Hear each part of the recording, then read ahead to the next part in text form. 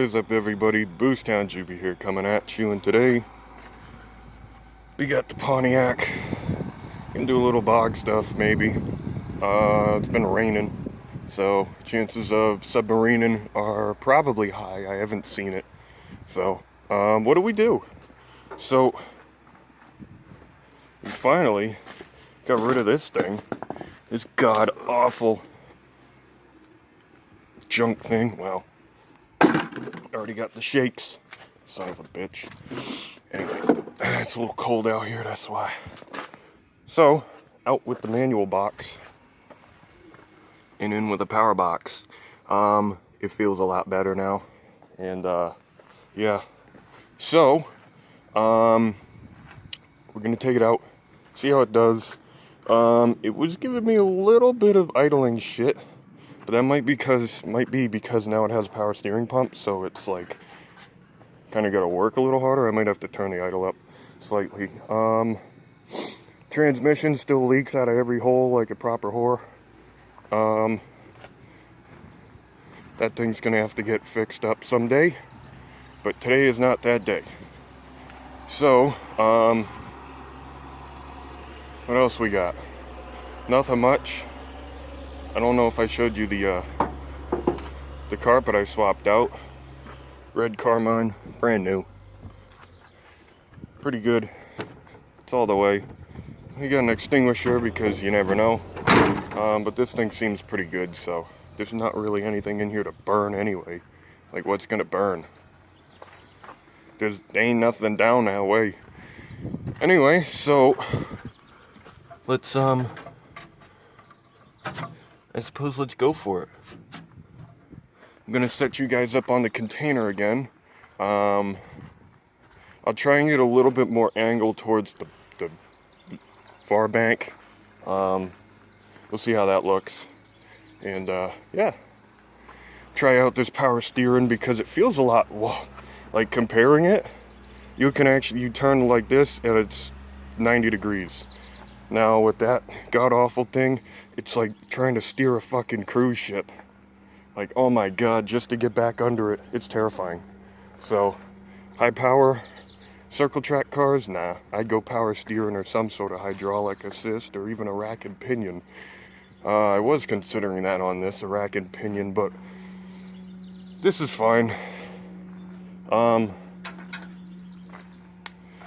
pump does make noise, but it's an 81 and the box is an 84. They're both those the O-rings, so that's what you need. You can't use a flared end on an O-ring, it'll just leak. But yeah, hopefully it stays on. The water pump pulley is like an 1/8 inch behind the main pulley, so I don't know if that's gonna fuck it up. But the alternator belt doesn't come off, so yeah, let's get over there. I guess we could take a look at the carnage before we come out here. Well, it should be okay. There's a rock here. I don't want that rock. Those rocks ain't good for your front ends. So it doesn't look bad as long as I hug the outside. Ooh, it's pretty soft in here. These root chunks don't help neither.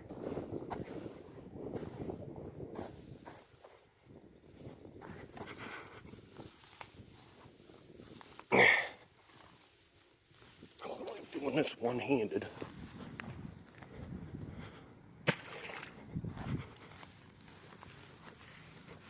Just trying to spread some of this shit out. Ow. See, it just packs up in this just brick wall of shit.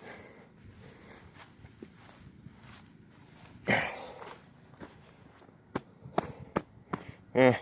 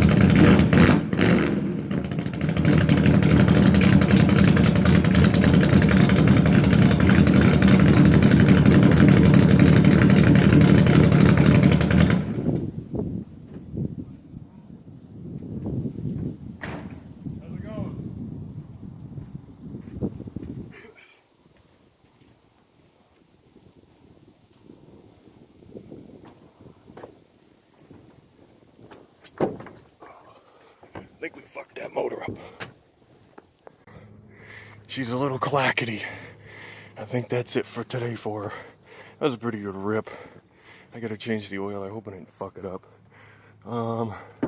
Still had oil pressure though. So I think the rocker arms may be out of adjustment and some stuff like that. Temperature stayed fine. It was about a little over 180. So, but as you can see, it was kind of idling a little fucked up when we was back here.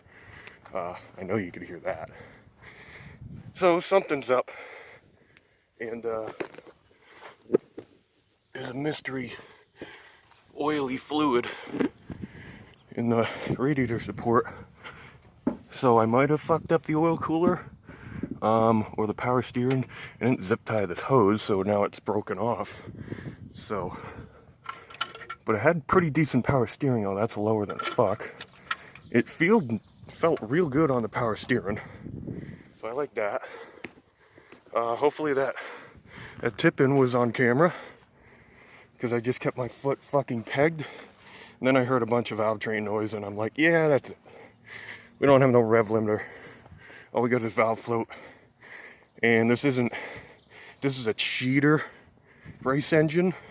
It's not actually using race car parts, realistically. Like the camshaft stuff, that's all fucking no-name junk. So chances of fucking up a cam lobe or lifter was probably very high. And we'll just have to see, because it was a little clackety. I don't like that. Y'all know what I'm like with 350s. They just fucking love me. But fortunately we didn't get any in-car. It was really slick over there. I almost put it right in the bog. I almost wish I had two cameras to like have one in-car and do an outside, but I'd honestly just wish to have a tracking camera to follow this thing along. So, I think I'm probably gonna drag this thing back up front, just because I'm unsure of the engine state. It was still running. It could be fouled out on a couple plugs. You know, I never really tuned this thing. I just bolted the carburetor on and it worked. I don't usually get that. Let me actually see. There's some water here. It smells like water, so it's not flooding out. Yeah, I don't know. I don't want to wreck it, because it is a few $1,000s in the bottom end at least. You know, the top end. Oh, it's got good top end. It's got some good Adelbrocks on it, those CNC things, and a good Victor Jr. that's been port matched. You know, so it ain't that bad. It is 40 over, so it is a good engine to keep around. And you know, obviously you don't need turbos to break shit. But yeah, I suppose I'll drag this thing back up front, yank them covers, and go from there. It's getting pretty hot in that car. No airflow in here. It's definitely a lot better with the power steering. You can actually stay under it. This place is still rougher than a fucking something. So, like proper hanging out the throttle, it's pretty hard. And this thing is still long-legged. It like needs 550 gears, not 450s. Like, it's still so long-legged. It's crazy. That was first gear, most of it. I clicked it in the second just to get some wheel speed for the straights. But, damn. Anyway, that was better than the El Camino with the turbo. Although, the mid-range, it's just, I feel it's so much better having a smaller cammed engine out here, where you're always in the power band. You know, you go down to like 3,000 or 2,500, you're still in power band on like a 440 lift engine. This thing's almost 600 lift with 300 and something, almost 360 duration. That valve never fucking closes, basically. So, anyway, if you like the sounds, you like what you could see. I don't know how the angle was. I was trying to keep my foot in it for around there, but fuck, it's sketchy when you come around like 3/4 of the way and the bank disappears and it's logs. And then it's a ditch like this, so you gotta angle properly, and no inner fenders puts all the shit right in the air filter. You can see it's a little wet. So it's been sucking up some water. I hope it didn't suck up a lot of water. I know they could take a little bit, but you know, they're not designed to compress a non-compressible liquid. So, yeah, we'll get this thing back up there, take a look at it, make sure everything's good. And yeah, do your thing. Subscribe, you get to see more, whatever. And we'll get the El Camino back out here, because that car, compared to this, the El Camino naturally aspirated was more fun. Just because you didn't have to like work at it. This, you got to work the throttle. You know, it's big power when it does come out in power. But yeah, I think like stock for stock, the El Camino, just because of the stock engine, hands down. This thing, I don't know if it's any much faster because it can't put the power down, but it's definitely enjoyable just to listen to that thing scream. So, you know, at least there's something. But anyway, that's the end of that.